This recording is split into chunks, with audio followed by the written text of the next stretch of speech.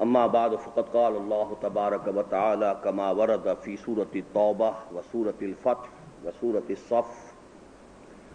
اعوذ بالله من الشيطان الرجيم. بسم الله الرحمن الرحيم. هو الذي ارسل رسوله بالهدى ودين الحق ليظهره على الدين كله. صدق الله العظيم. رب اشرح لي صدري ويسر لي امري واحلل عقدة من لساني يفقهوا قولي. اللهم ربنا الهمنا رشدنا واعصمنا من شرور انفسنا.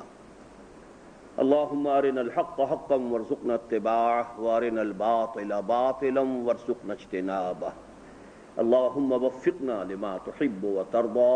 آمین یا رب العالمین. پچھلے ہفتے آپ کو یاد ہوگا 2 نشستوں میں ہم نے بعثت انبیاء اور رسل کا جو بنیادی مقصد ہے،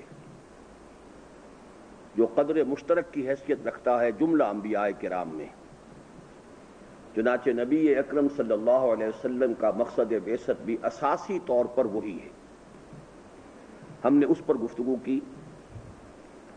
ساتھ ہی چونکہ آغاز ہی میں یہ بات سامنے آ گئی تھی کہ نبی اکرم صلی اللہ علیہ وسلم کی چونکہ ایک امتیازی حیثیت ہے جملہ انبیاء اور رسل کے مابین، آپ صرف نبی نہیں خاتم النبیین ہیں، صرف رسول نہیں آخر المرسلین ہیں. اس اعتبار سے آپ کے مقصد بعثت میں ایک اتمامی اور تکمیلی رنگ بھی ہے. یہ الفاظ میں نے نوٹ کرایا تھا کہ حضور صلی اللہ علیہ وسلم کی بعثت کی ضمن میں قرآن مجید میں بار بار آتے ہیں: اتمام، تتمیم، اکمال، تکمیل. الیوم اکملت لکم دینکم واتممت علیکم نعمتی ورضیت لکم الاسلام دینا. ظاہر بات ہے یہ آیہ مبارکہ محمد الرسول اللہ صلی اللہ علیہ وسلم ہی کے بارے میں نازل ہوئی. پھر جیسے ایک حدیث میں نے آپ کو سنائی تھی: انما بعثت لاتمم مکارم الاخلاق. مجھے اس لیے بھیجا گیا ہے کہ اخلاق کے جو اعلیٰ اقدار ہیں ان سب کی تکمیل اور اتمام کر دوں. یہاں بلکہ تتمیم کا لفظ آیا ہے. اتمام سے 2 مرتبہ لفظ آیا ہے: یریدون لیطفئوا نور اللہ بافواہہم واللہ متم نورہ ولو کرہ الکافرون. تو اتمام اور تتمیم، اکمال اور تکمیل، گویا کہ حضور صلی اللہ علیہ وسلم پر رسالت کا صرف اختتام نہیں ہوا، تکمیل بھی ہوئی. اور جیسا کہ میں نے وضاحت کی تھی، محض ختم نبوت میں حضور کی فضیلت کا کوئی پہلو نہیں ہے. اگر کوئی شے ہموار طریقے پر چلی آ رہی ہو اور ایک جگہ آ کر ختم ہو جائے، کوئی دیوار ہے 8 فٹ اونچی ہے، 10 فٹ اونچی ہے، مسلسل اتنی ہی اونچی چلی آ رہی ہے، ایک جگہ آ کر ختم ہو گئی، تو اس ختم ہو جانے میں کوئی فضیلت کا پہلو نہیں ہے، بلکہ اس اعتبار سے کہ نبوت جو ہے ایک رحمت ہے اور اللہ تعالیٰ کی بہت بڑی نعمت ہے، تو اس کا ختم ہو جانا تو کوئی فضیلت کی بات نہیں بنتی، بلکہ اس کا آغاز شاید فضیلت کا موجب ہو کہ جہاں سے اس نعمت کا اور اس اللہ تعالیٰ کی اس رحمت کا آغاز ہوا. لیکن اصل مسئلہ یہی ہے کہ حضور پر یہ نعمت نبوت و رسالت صرف ختم نہیں ہوئی، بلکہ عروج کو پہنچ کر درجہ بدرجہ تکمیل کے مرحلے کو ختم ہوئی. اور اسی کی طرف اس حدیث میں اشارہ ہے کہ حضور نے فرمایا کہ ایک بڑی شاندار عمارت تھی، بڑا عمدہ محل بنا ہوا تھا، لیکن اس میں ایک جگہ ایک اینٹ کی کسر تھی، اور لوگ اس کو دیکھتے تھے اور حیران ہوتے تھے کہ اتنی اعلیٰ عمارت ہے، اس میں یہ اینٹ کی کسر کیوں چھوڑ دی گئی؟ تو جان لو کہ وہ عمارت نبوت کی ہے اور میں وہ آخری اینٹ ہوں جس نے آ کر کے اس عمارت کی تکمیل کر دی ہے. یہ بھی میں عرض کر چکا ہوں کہ جہاں تک ختم نبوت کا تعلق ہے، چونکہ اس کا نتیجہ ہے قانونی اور دستوری طور پر کہ جو شخص بھی حضور کے بعد نبوت کا دعویٰ کرے، جس نے بھی کیا یا جو کرے، وہ دائرہ اسلام سے خارج ہے، اور جو شخص کے کسی بھی ایسے دعوے کی تصدیق کرے وہ بھی دائرہ اسلام سے خارج ہے. تو ختم نبوت کا چونکہ یہ قانونی پہلو اہم ہے، لہذا اس پر ہمارے ہاں گفتگویں کافی ہوئی ہیں اور علماء کرام نے اس کا حق ادا کیا ہے. خاص طور پر نوٹ کر لیجئے مولانا انور شاہ کاشمیری رحمۃ اللہ علیہ کی کتاب اس پر میں سمجھتا ہوں حرف آخر. لیکن تکمیل رسالت کے پہلو پر میرے علم کی حد تک علماء کرام نے بالکل قلم اٹھایا ہی نہیں.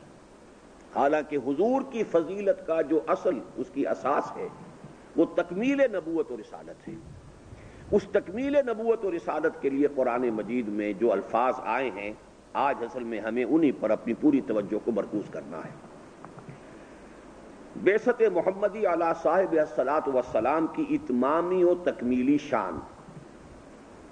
نبی اکرم صلی اللہ علیہ وسلم کے مقصد بعثت کی امتیازی شان کے بیان میں جو الفاظ قرآن حکیم میں 3 مقامات پر وارد ہوئے ہیں، یہ نیچے حاشیے میں ہے. سورہ توبہ آیت نمبر 33، سورہ فتح آیت نمبر 28 اور سورہ صف آیت نمبر 9. هو الذی ارسل رسولہ بالہدی ودین الحق لیظہرہ علی الدین کلہ. ترجمہ بھی حاشیے میں دیکھ لیجئے. وہی ہے بریکٹ میں اللہ جس نے بھیجا اپنے رسول بریکٹ میں محمد صلی اللہ علیہ وسلم کو. الہدی یہاں بھی بریکٹ ہونی چاہیے تھی، قرآن مجید، اور دین حق کے ساتھ تاکہ غالب کر دے اسے کل دین پر. اور یہ بات نہایت اہم ہے کہ یہ الفاظ نبی اکرم صلی اللہ علیہ وسلم کے ذکر میں قرآن مجید میں 3 بار اس شان کے ساتھ وارد ہوئے ہیں کہ ان میں ایک شوشے کا بھی فرق نہیں ہے، جبکہ پورے قرآن مجید میں یہ الفاظ کسی دوسرے نبی یا رسول کے لیے ایک بار بھی استعمال نہیں ہوئے. جبکہ ہم نے جو پہلا چیپٹر پڑھا ہے اس میں میں آپ کو بتا چکا ہوں نذیر، بشیر، معلم، یہ تمام الفاظ انبیاء کرام کے مابین مشترک ہیں. وما نرسل المرسلین الا مبشرین ومنذرین وما ارسلناک الا مبشرا ونذیرا یا ایھا النبی انا ارسلناک شاہدا ومبشرا ونذیرا وداعیا الی اللہ باذنہ وسراجا منیرا. اب یہ الفاظ مشترک ہیں، لیکن یہ الفاظ ایکسکلوسیو. نمبر 1 یہ بات کہ کسی اور نبی اور رسول کے لیے نہیں آئے، اور نمبر 2 یہ کہ حضور کے لیے قرآن میں 3 مرتبہ آئے. یہ بڑی اہمیت کا حامل نقطہ ہے. ان الفاظ مبارکہ پر امام الہند حضرت شاہ ولی اللہ دہلوی نے اپنی مشہور تالیف ازالۃ الخفاء عن خلافت الخلفاء میں مفصل کلام کیا ہے، اور انہیں نبی اکرم صلی اللہ علیہ وسلم کے مقصد بعثت کے تعیین کے ضمن میں مرکزی اہمیت کا حامل قرار دیا ہے. بلکہ مجھ سے یہ بات کہی تھی ڈاکٹر رفیع الدین مرحوم مغفور نے کہ شاہ ولی اللہ صاحب نے کسی جگہ پر، چونکہ میں نے تمام کتابوں کا مطالعہ نہیں کیا ہے شاہ صاحب کے، لیکن یہ میں ان کی روایت کے حوالے سے آپ کو بتا رہا ہوں کہ ان کا کہنا یہ تھا کہ شاہ صاحب نے کسی مقام پر اس آیت کو پورے قرآن کا عمود قرار دیا ہے، پورے قرآن مجید کا سینٹرل ایکسس، سینٹرل تھیم شاہ صاحب کے نزدیک بروایت ڈاکٹر رفیع الدین مرحوم مغفور وہ یہ آیہ مبارکہ ہے. بہرحال جہاں تک میرے مطالعے میں ہے وہ میں نے اس کا حوالہ دے دیا، ازالۃ الخفاء عن خلافت الخلفاء. اسی طرح مولانا عبید اللہ سندھی مرحوم نے بھی ان الفاظ کو بین الاقوامی اسلامی انقلاب کا عنوان قرار دیا ہے. بہرنوع حضور صلی اللہ علیہ وسلم کی بعثت کے اتمامی اور تکمیلی مقصد کے فہم کے لیے ان الفاظ مبارکہ پر غور و تدبر لازمی ہے. ان الفاظ پر توجہ مرکوز کیجئے تو سب سے پہلے جو بات سامنے آتی ہے وہ یہ ہے کہ حضور صلی اللہ علیہ وسلم کو 2 چیزیں دے کر بھیجا گیا، ایک الہدیٰ اور دوسرے دین حق. اب الہدیٰ سے مراد کیا ہے؟ الہدیٰ کو وسیع لغوی مفہوم پر رکھیے تب بھی بات غلط نہ ہوگی، لیکن نظائر قرآنی کی مدد سے اس کی مراد کے تعین کی کوشش کی جائے تو وہ ہے قرآن حکیم، اس لیے کہ وہی ہدی للمتقین ہے. سورہ بقرہ کے آغاز میں آیا ہے قرآن مجید کے بارے میں الف لام میم ذالک الکتاب لا ریب فیہ ہدی للمتقین. وہی ہدی للمتقین بھی ہے اور ہدی للناس بھی. 23ویں رکوع میں سورہ بقرہ کے رمضان مبارک کے ذکر میں جو الفاظ آئے ہیں شہر رمضان الذی انزل فیہ القرآن ہدی للناس وبینات من الہدی والفرقان، اور اسی کی شان میں یہ الفاظ بھی وارد ہوئے ہیں کہ وَلَٰكِن جَعَلْنَاهُ نُورًا نَهْدِي بِهِ مَن نَّشَاءُ مِنْ عِبَادِنَا.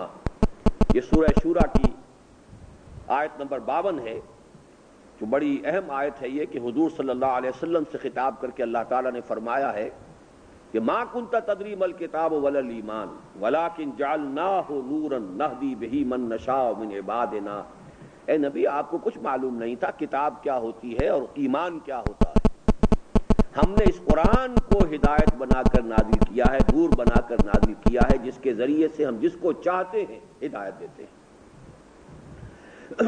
اور یہ الفاظ بھی وارد ہوئے کہ ان ھذا القرآن یہدی للتی ہی اقوم، یہ سورہ بنی اسرائیل کی آیت نمبر 9 ہے۔ یقیناً یہ قرآن راہ دکھاتا ہے وہ جو سب سے سیدھی ہے، اور وہی ہے کہ جسے جنوں کے گروہ نے سنا تو فوراً پکار اٹھے، انا سمعنا قرآنا عجبا یہدی الی الرشد فآمنا بہ، یہ سورۃ الجن کی آیت نمبر 1 اور 2 ہے۔ ہم نے سنا ایک قرآن بہت اچھا جو ہدایت دیتا ہے بھلائی کی طرف، تو ہم ایمان لے آئے اس پر۔ مزید برآں سورۃ الحدید کی آیت نمبر 25 میں ارسال رسل کے ضمن میں فرمایا، لقد ارسلنا رسلنا بالبینات وانزلنا معهم الکتاب والمیزان، ہم نے بھیجا اپنے رسولوں کو واضح تعلیمات اور روشن نشانیوں کے ساتھ، اور اتاری ان کے ساتھ کتاب اور میزان۔ ظاہر ہے کہ اس آیہ مبارکہ میں جس طرح المیزان کو دین الحق کے قائم مقام کی حیثیت حاصل ہے، اسی طرح الکتاب ٹھیک اسی مقام پر وارد ہوا ہے جہاں آیت زیر بحث میں الہدا کا لفظ آیا ہے۔ گویا الہدا سے مراد بعثت محمدی کے ضمن میں سوائے القرآن کے اور کچھ نہیں۔ واضح رہے کہ سورۃ الحدید ام المسبحات کا درجہ رکھتی ہے، اور اسی کی ایک آیت کی شرح کی حیثیت رکھتی ہے پوری سورہ صف، جس کی مرکزی آیت وہی ہے جس میں زیر بحث الفاظ مبارکہ وارد ہوئے ہیں۔ اس کو میں ذرا چاہتا ہوں واضح کر دوں، پہلے تو گرامر کے حساب سے سمجھ لیجیے۔ ہدن یہ نکرہ ہے،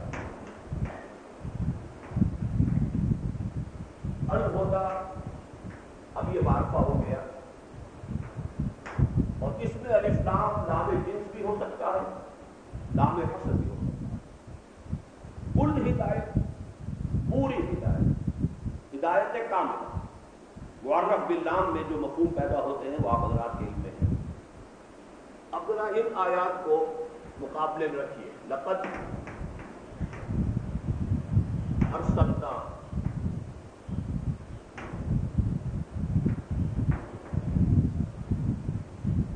بالبینات،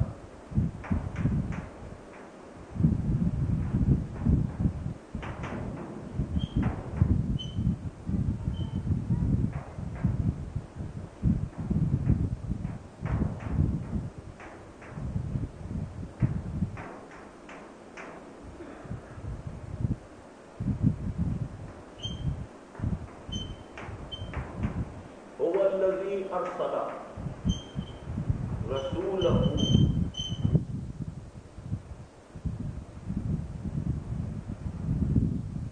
بالہدی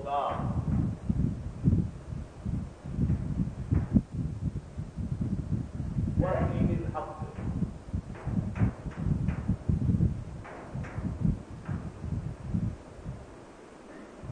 ہم نے بھیجا اپنے رسولوں کو بالبینات نمبر 1، وانزلنا معهم الکتاب نمبر 2، والمیزان نمبر 3۔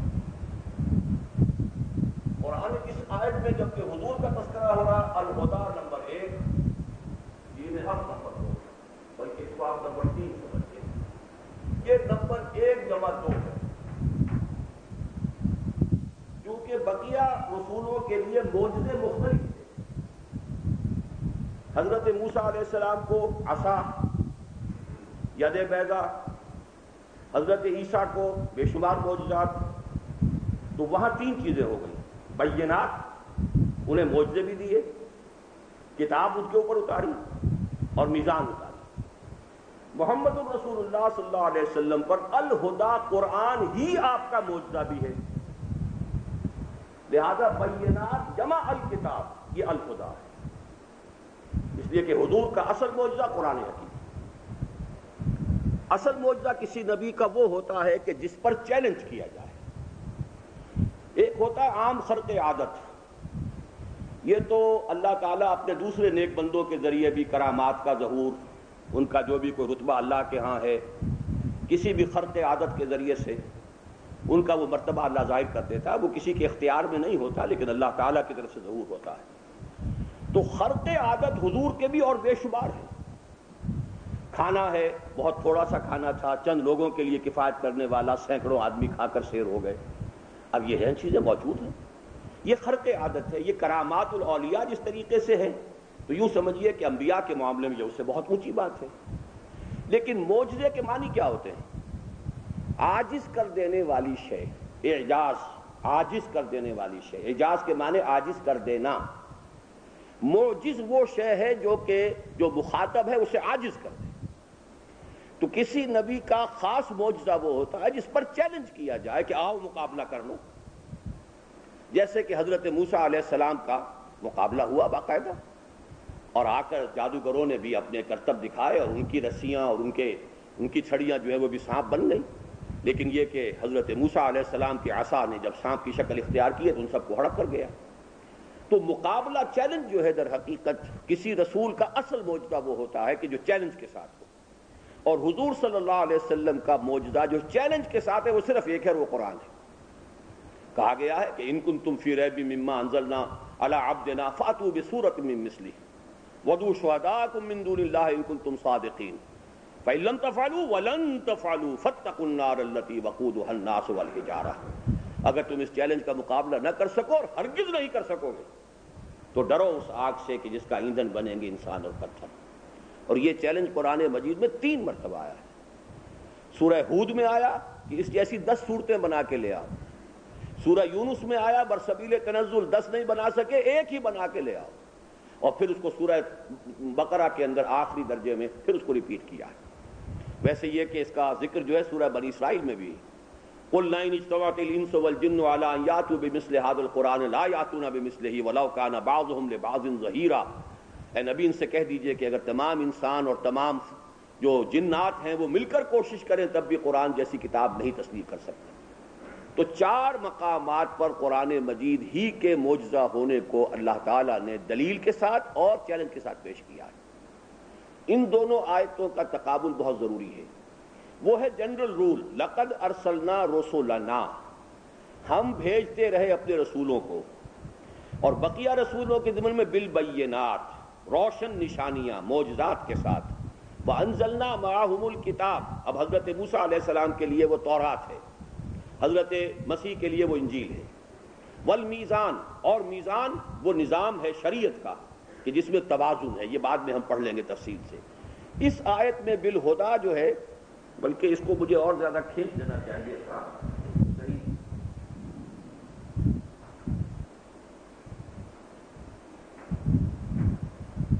بینات جمع کتاب، حضور کے ضمن میں یہ القرآن ہے۔ اب چلیے اسی طرح دین الحق کی بتا دیں۔ دین الحق کو بھی خواہ ظاہری ترکیب اضافی پر محمول کیا جائے، دین الحق ترکیب اضافی ہے، حق کا دین، گویا اس کا ترجمہ کیا جائے حق کا دین، خواہ اسے ترکیب توصیفی بشکل ترکیب اضافی مان کر ترجمہ کیا جائے۔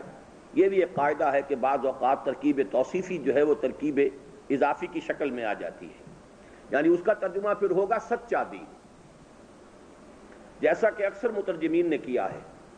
معنی و مراد کے اعتبار سے کوئی فرق واقع نہیں ہوتا، جو بہر صورت ایک ہی ہے، یعنی اللہ کا دین، اس لیے کہ سچا دین سوائے اللہ کے اور کس کا ہو سکتا ہے، اور ذات حق بھی ذات باری سبحانہ و تعالی کے سوا اور کس کی ہے، بفوائے آیت قرآنی ذالک بان اللہ هو الحق، اللہ ہی الحق ہے، تو دین الحق اللہ کا دین۔ وَيَعْلَمُونَ أَنَّ اللَّهَ هُوَ الْحَقُّ الْمُبِينُ، سورۃ النور۔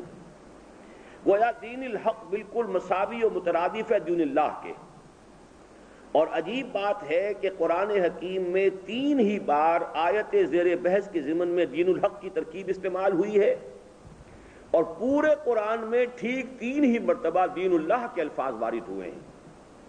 سورہ آل عمران آیت نمبر 83، سورۃ النور آیت نمبر 2، سورۃ النصر آیت نمبر 2۔ اب یہاں پر ہمیں ذرا توجہ کرنی ہے لفظ دین پر، دین حق، دین کیا ہے؟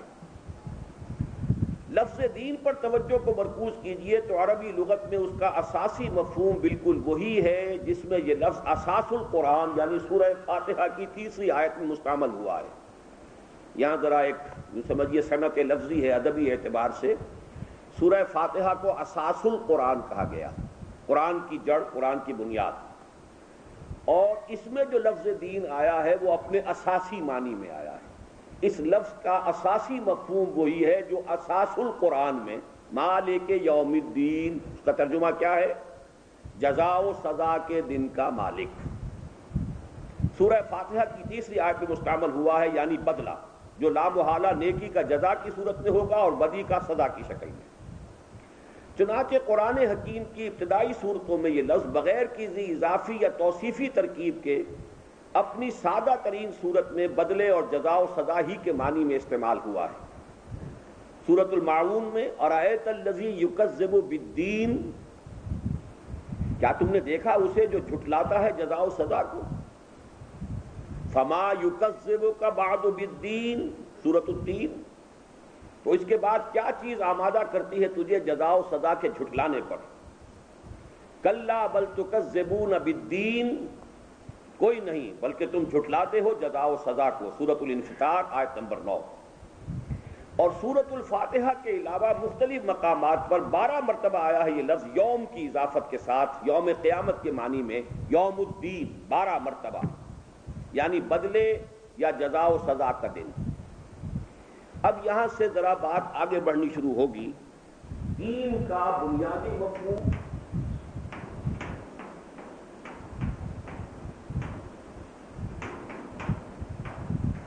بدلا۔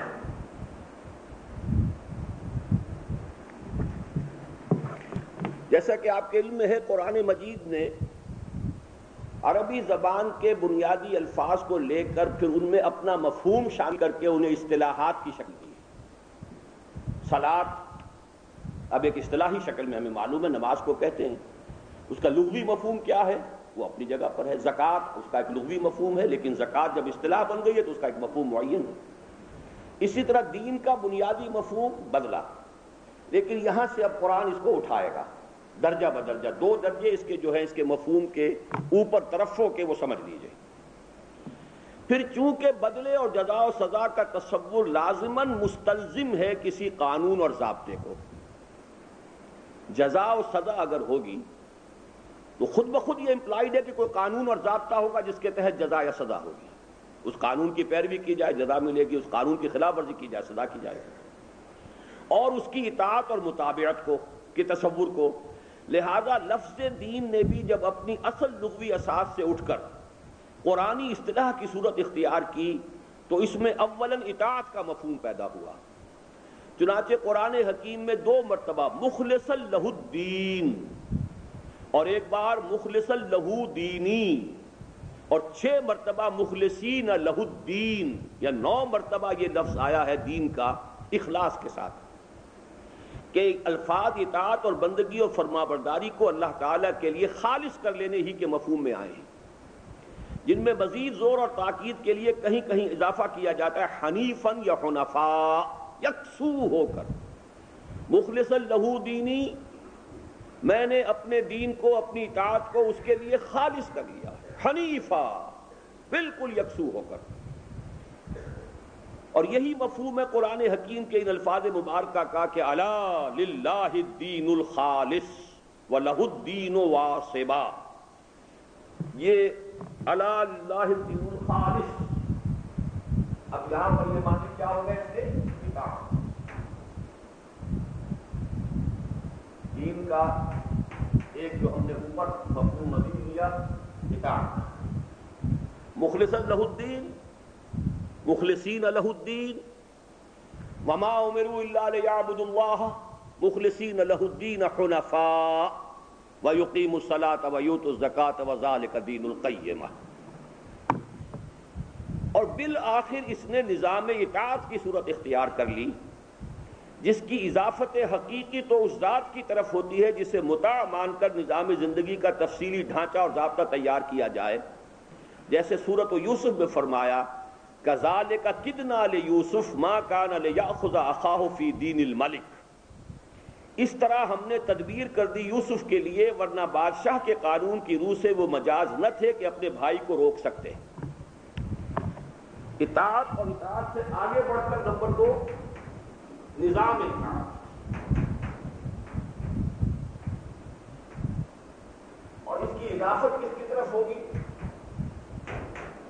مطاع مطلق کی طرف۔ دین الملک وہ نظام اطاعت ہے جس میں ساورنٹی بادشاہ کی، absolute sovereignty belong to the king, جو قانون چاہے بنا دے۔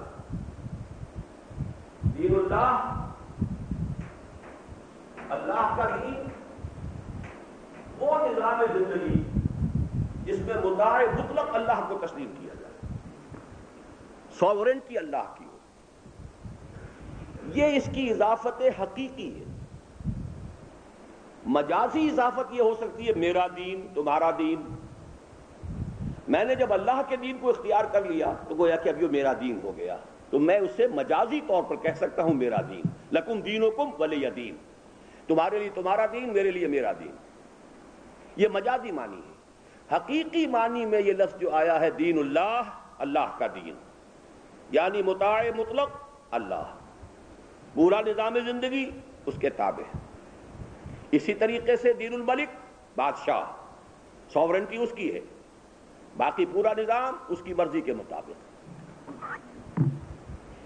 گویا مصر کے اس دور کے رائج الوقت نظام ملوکیت کو، جس میں مطاع مطلق کی حیثیت بادشاہ یا ملک کو حاصل تھی، قرآن حکیم دین الملک سے تعبیر کرتا ہے، اور ٹھیک اسی مفہوم اور سینس میں قرآن مجید نے استعمال کی ہیں دین اللہ کے الفاظ سورۃ النصر میں، اذا جاء نصر اللہ والفتح ورأیت الناس يدخلون فی دین اللہ افواجا۔ اور اس صورت کے بارے میں خاص طور پر یہ سمجھیے کہ جب فتح مکہ کے بعد فوج در فوج لوگ داخل ہوئے ہیں تو قرآن نے یہ نہیں کہا کہ وہ ایمان لے آئے، اس لیے کہ وہ تو سورہ حجرات کی آیت رکھیے، قالت الاعراب آمنا قل لم تؤمنوا ولكن قولوا اسلمنا ولما يدخل الايمان في قلوبكم۔ یہ بدو کہہ رہے ہیں کہ ہم ایمان لے آئے، اے نبی ان سے کہہ دیجئے تم ایمان نہیں لائے ہو، ہرگز نہیں لائے ہو، تم یوں کہو کہ ہم نے اطاعت قبول کر لی ہے، ہم اسلام لے آئے ہیں، ابھی تک ایمان تو تمہارے دلوں میں داخل بھی نہیں ہوا۔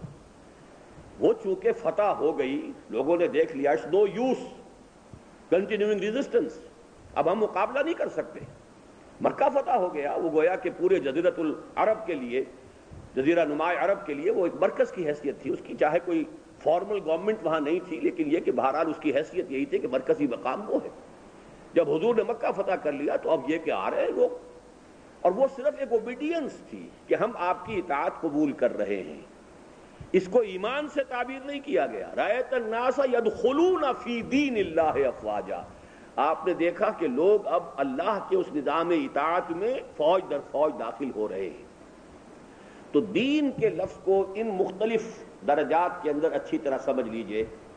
دین کا اساسی مفہوم جس میں یہ اساس القرآن میں آیا ہے بدلہ، جزا و سزا، پھر یہ کہ چونکہ جزا و سزا کسی قانون کی اطاعت کرنے مطابقت کا ہے تو اس کے اندر وہ اطاعت کا مفہوم پیدا ہوا، اور پھر چونکہ اطاعت جو ہے کسی مطاع کے ساتھ وابستہ ہے، کوئی ہے ہستی کہ جس کی اطاعت کی جانی لازم ہے، لہذا اس کے ساتھ اب یہ لفظ آیا دین اللہ اور دین الملک۔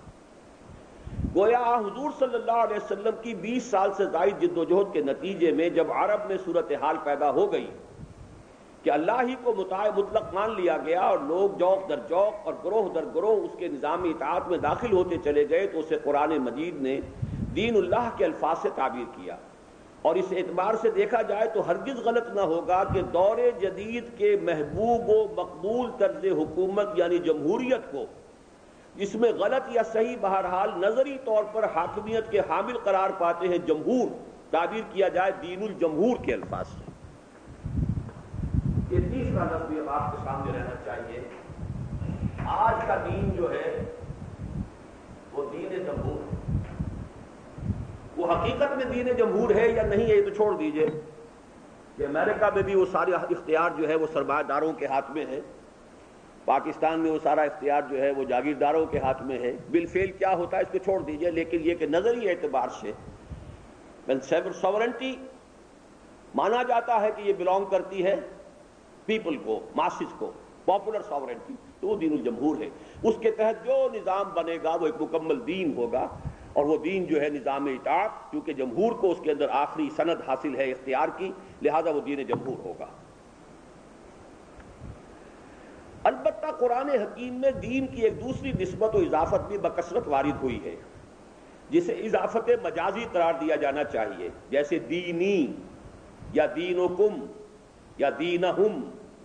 اور یہ اس اعتبار سے ہے کہ انسان نے جس نظام اطاعت کو قبول کر لیا ہو یا جس کے تحت وہ زندگی گزار رہا ہو، وہ گویا اس کا دین بن گیا.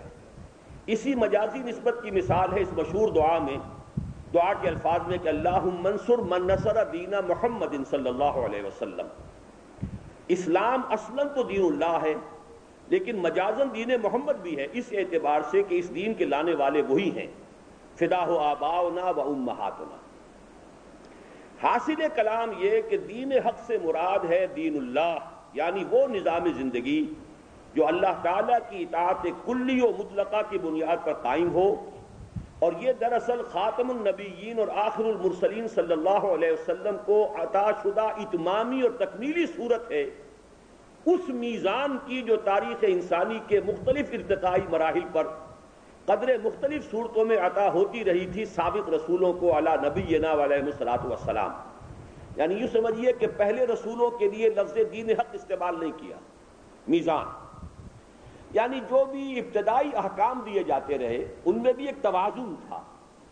معاشرتی جو بھی معاملات تھے، ابھی سوشل ایولیوشن کا پروسیس اس درجے تک نہیں پہنچا تھا، اسٹیٹ کا کانسیپٹ ابھی دنیا میں نہیں تھا. ایک زمانہ وہ تھا کہ صرف ابھی قبائلی زندگی ہے، بس سردار قبیلہ جو ہے بس وہی ہے کہ جس کا حکم مانا جا رہا ہے. ریاست کا تصور جو ہے یہ بہت ہی ریسنٹ ہے، اسٹیٹ کا کانسیپٹ. اس سے پہلے اگر تصور تھا تو حکومت کا تھا، ریاست کا نہیں تھا. آج ہمیں معلوم ہے کہ حکومت جو ہے وہ تو در حقیقت ریاست کا ایک ادارہ ہے، تین میں سے ایک پلر. ریاست کے تین بڑے بڑے پلرز ہیں، ایگزیکٹو بھی ہے، جوڈیشری بھی ہے اور لیجسلیچر بھی ہے. تو ایگزیکٹو کو حکومت ہم کہتے ہیں، اور حکومت کو بدلنا یا بنانا یہ گویا کہ آج کے اس دین جمہور کے اعتبار سے جمہور کا حق ہے. وہ حق کیسے ایکسرسائز ہو سکتا ہے یہ علیحدہ بات ہے، لیکن یہ کہ ان کا حق تسلیم کیا جاتا ہے. تو ریاست کا یہ تصور جب تک نہیں تھا اس وقت تک جو ہے گویا کہ کمانڈمنٹس دیے گئے، ڈوز اینڈ ڈونٹس، یہ نہ کرو وہ کرو، یہ نہ کرو وہ کرو. اور ان کے اندر ہی انسان کی اجتماعی زندگی کے لیے جو توازن درکار تھا، جو بیلنس درکار تھا، وہ انہی کے اندر تھا. تو اس کو المیزان کہا گیا. لیکن یہ میزان اب آ کر ایک دین الحق کی شکل میں مکمل ضابطۂ زندگی ہر اعتبار سے، دی پولیٹیکو سوشو اکنامک سسٹم جو ہر اعتبار سے متوازن ہے اور معتدل ہے اور عدل و قسط پر قائم ہے. الیوم اکملت لکم دینکم واتممت علیکم نعمتی ورضیت لکم الاسلام دینا. یہ ہے وہ اتمامی اور تکمیلی شان. اور اس اعتبار سے اس کی حیثیت اس نظام عدل اجتماعی کی ہے جس میں ہر ایک کے حقوق و فرائض کا صحیح تعین کر دیا گیا ہے تاکہ لوگ قائم رہیں اس نظام قسط پر. یہ آیت اس آیت کا آخری حصہ ہے. یہ لقد ارسلنا رسلنا بالبینات وانزلنا معهم الکتاب والمیزان لیقوم الناس بالقسط. ہم نے وہ میزان اس لیے اتاری کہ لوگ عدل اور انصاف پر قائم رہیں. تو جیسے جیسے سوشل ایولیوشن کا پروسیس چل رہا تھا ابتدائی احکام اللہ تعالیٰ کی طرف سے آتے رہے. حضرت نوح علیہ السلام کو کیا احکام دیے گئے ہمارے پاس اس کا کوئی ذریعہ نہیں ہے.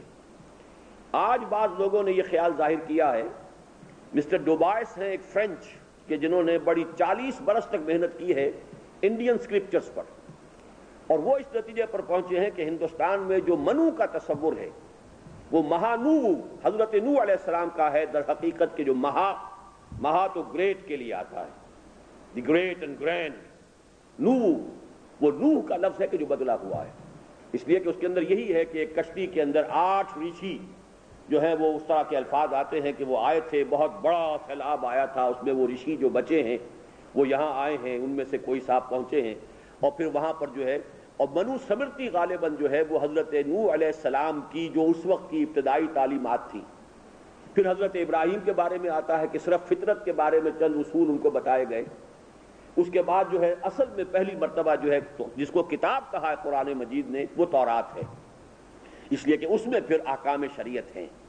لیکن وہ بھی چونکہ ابھی بہت ہی یوں سمجھیے کہ پریمیٹیو سٹیج پر تھا جو سوشل ایولیوشن کا پروسیس ہے، لہذا ابھی اس کو آنا تھا محمد الرسول اللہ صلی اللہ علیہ وسلم پر. جبکہ یہ بعد میں ہم پڑھیں گے کہ سوشل ایولیوشن کا پروسیس اس مقام پر پہنچ گیا کہ اب اسٹیٹ کا کانسیپٹ، ریاست ایک ہمہ گیر ادارہ جو شہریوں کی زندگی کو گویا کہ منضبط کرنے والا ہے اور ہر اعتبار سے کنٹرول کرنے والا ادارہ ہے، وہ چونکہ وجود میں آنے والا تھا، لہذا ایک مکمل نظام زندگی کی حیثیت سے الیوم اکملت لکم دینکم واتممت علیکم نعمتی ورضیت لکم الاسلام دینا۔ آخری بعثت کے لیے وقت کی تعین و انتخاب میں حکمت۔ مزید غور کرنے سے معلوم ہوتا ہے کہ ختم نبوت، اتمام نعمت شریعت اور تکمیل دین حق کے لیے وقت کے انتخاب میں جو حکمت الہی کار فرما ہے، اس کی جانب بھی انہی دو الفاظ سے رہنمائی ملتی ہے، اس لیے کہ بعثت محمدی علیہ صاحب الصلاۃ والسلام کا زمانہ نوع انسانی کی تاریخ کا وہ دور ہے جس میں دو ہی اعتبارات سے نسل انسانی گویا عہد طفولیت سے نکل کر بلوغ کو پہنچی تھی۔ نمبر ایک اس اعتبار سے کہ عقل انسانی اپنی پختگی کو پہنچ گئی تھی اور انسان بحیثیت انسان جو کچھ سوچ سکتا تھا سوچ چکا تھا، یا یوں کہہ لیں کہ نسل انسانی عقلی و فکری اعتبار سے بالغ ہو گئی تھی۔ محترم پروفیسر یوسف سلیم چشتی مرحوم و مغفور، جنہوں نے مذاہب عالم، فلسفہ، تصوف اور علم کلام کا نہایت وسیع مطالعہ کیا، گواہی دیتے ہیں کہ تاریخ انسانی کے 1200 سال یعنی 600 سال قبل مسیح سے 600 سال بعد مسیح تک کا عرصہ فکر انسانی کے عہد طفولیت سے نکل کر عقل و شعور کی پختگی تک پہنچنے کا زمانہ ہے۔ چنانچہ اس عرصے کے دوران میں تمام مذاہب آدم بھی پیدا ہو چکے تھے اور تمام مکاتب فلسفہ بھی وجود میں آ چکے تھے۔ اس کے بعد مادی علوم نے ضرور ترقی کی ہے اور انسانی معلومات کا دائرہ یقیناً نہایت وسیع ہوا ہے، لیکن فکر کے میدان میں ہرگز کوئی ترقی نہیں ہوئی، چنانچہ نہ کوئی واقعتاً نیا مذہب وجود میں آیا، نہ حقیقتاً جدید مکتب فکر یا مدرسہ فلسفہ۔ اور فلسفہ جدید کے نام سے بھاری بھرکم عنوانات اور اصطلاحات کے ساتھ جو مکاتب فکر سامنے آئے ہیں، ان کی حیثیت نئی بوتلوں میں پرانی شراب کے سوا اور کچھ نہیں۔ یہ بات اچھی طرح سمجھ لیجئے کہ یہ میں نے تو یہاں صرف جو ہے حوالہ دیا ہے پروفیسر یوسف سلیم چشتی کا، لیکن پروفیسر شریف صاحب نے جو ہسٹری آف فلاسفی نامی کتاب لکھی ہے، انہوں نے بھی یہی بات کہی ہے کہ 1200 سال نوع انسانی کی تاریخ میں بہت پروفاؤنڈ ہے، پروڈکٹیو ہے فلسافیکل تھاٹ کے لیے۔ یہاں پہ پھر میں تھوڑی سی وضاحت کر دوں کہ ایک ہے سائنٹیفک نالج، فزیکل سائنسز کا نالج، وہ تو تسلسل کے ساتھ بڑھتا چلا آ رہا ہے اور اب بھی بڑھ رہا ہے اور نامعلوم اور کہاں تک جائے گا۔ اس کو تو آپ کسی جگہ بھی نہیں کہہ سکتے کہ اس کی آخری حد ہو گئی ہے۔ اگر آج سے 50 برس قبل کے انسان کو ہم سمجھتے ہیں کہ وہ بہت کم معلومات رکھتا تھا، تو آج سے 50 برس کے بعد کا انسان ہمارے بارے میں سمجھے گا کہ یہ بالکل جاہل لوگ تھے، ان کو کچھ معلوم ہی نہیں تھا۔ اتنی تیزی کے ساتھ ایکسپلوژن ہو رہا ہے۔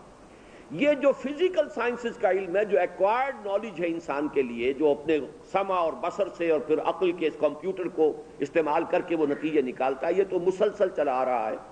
اور یہ علم الاسماء جو حضرت آدم علیہ السلام میں ودیعت کر دیا گیا تھا، یہ اس کی ایکسفولیشن ہے۔ جیسے کہ آم کی گٹھلی میں پورا آم کا درخت ہوتا ہے لیکن کئی سال میں جا کر وہ آم کا درخت مکمل ہوتا ہے، اسی طریقے سے یہ علم جو ہے حضرت آدم کے اندر ودیعت کر دیا گیا، یعنی اس علم کے حصول کے جو ذرائع تھے وہ حضرت آدم کے اندر اللہ تعالیٰ نے ودیعت کر دیے۔ البتہ اب اس کے ذریعے سے وہ علم جو ہے پھیلتا چلا جا رہا ہے اور نہ معلوم کہاں تک جائے گا۔ عروج آدم خاکی سے انجم سہمے جاتے ہیں کہ یہ ٹوٹا ہوا تارا مہ کامل نہ بن جائے۔ البتہ جو فلسافیکل تھاٹ ہے کہ انسان نے غور کرنا شروع کیا یہ کل کائنات ہے کیا۔ اب آپ اندازہ کیجئے کہ حضرت مسیح سے 600 برس قبل، یعنی آج سے 2500 برس قبل، سائنسی معلومات کتنی کم تھی انسان کے پاس، بہت کم، نہ ہونے کے برابر، لیکن پھر بھی فلسفی بیٹھا غور کر رہا تھا کہ یہ کائنات ہے کیا، میں کون ہوں، زندگی کیا ہے، حقیقت کیا ہے، وجود کیا ہے، زندگی کا معال کیا ہے، نتیجہ کیا ہے، آخر کیا کر رہے تھے یہ آپ کے سقراط صاحب کیا فرما رہے تھے، افلاطون کیا کر رہا تھا، اور یہ ارسطاٹل صاحب، ارسطو بھی حضرت مسیح سے 300 برس پہلے ہے، پھر ادھر جو ہے چین کے اندر کنفیوشس، اور 300 برس پہلے ہی ارسطو حضرت مسیح سے گوتم بدھ بھی تھے، مہاویر بھی تھے۔ تو یہ انسان نے سوچنا شروع کر دیا تھا یہ کائنات ہے کیا، اس کی حقیقت کیا ہے، یہ خود بخود وجود میں آ گئی ہے یا کوئی پیدا کرنے والا ہے، پیدا کرنے والا ہے تو ہے کون، ہم اس کا کوئی علم حاصل کر سکتے ہیں کہ نہیں، اس تک ہماری کوئی رسائی ہو سکتی ہے یا نہیں. پھر یہ کہ زندگی، یہ تو ہمیں معلوم ہے پیدا ہو گئے اور مر جائیں گے، لیکن پیدا ہونے سے پہلے کہاں تھے ہم؟ بولڈ فرام دی بلو کہیں سے آ گئے ہیں، یہ کوئی وجود ہمارا تھا؟ اور یہ کہ مرنے کے بعد death is death the end of over existence, یا یہ کہ اس کے بعد بھی ہمارا کوئی وجود ہے؟ خیر کیا ہے، شر کیا ہے، علم کسے کہیں گے؟ یہ سارے شعبے جو ہے سائنس کے، وہ ایپسٹیمولوجی ہو، فلسفی کے یہ سارے شعبے ہیں، ایتھکس ہے، خیر کیا ہے، شر کیا ہے، اخلاقی ویلیوز جو ہے کوئی مستقل ہیں یا ایسے ہی صرف زمانے کے ساتھ ہی ان کے اندر تبدیلی آتی رہتی ہے؟ تو فلسافیکل تھاٹ جو شروع ہوا ہے انسان کا 600 قبل مسیح میں، اور ان فلسفیوں کا کہنا یہ ہے کہ 600 بعد مسیح تک جو کچھ انسان سوچ سکتا ہے بحیثیت انسان سوچ چکا تھا. اس سے آگے ظاہر بات ہے کہ فلسفے کی آگے رسائی ہے ہی نہیں. آگے جو بھی رسائی ہو رہی ہے وہ آپ کی جو سائنس کی معلومات ہے وہ بڑھتی جا رہی ہیں. مثلاً یہ کہ آج تک ہمیں یہ معلوم نہیں کہ زندگی کسے کہتے ہیں. ہم نے یعنی مائکروسکوپ بھی ایجاد کر لی ہے، ایک ایک سیل کو دیکھ لیا ہے، جینیٹکس کے اندر پہنچ گئے ہیں، سب کچھ ہو گیا ہے، لیکن اس ہمارے جسم میں زندگی کا تعلق کس آرگن سے ہے، کہاں متعلق ہے؟ نیند کس بلا کا نام ہے؟ کہاں سوئچ ہے کہ جو آف اگر کر دیا جائے تو آدمی سو جائے، آن کر دیا جائے تو جاگ جائے؟ کچھ پتہ نہیں.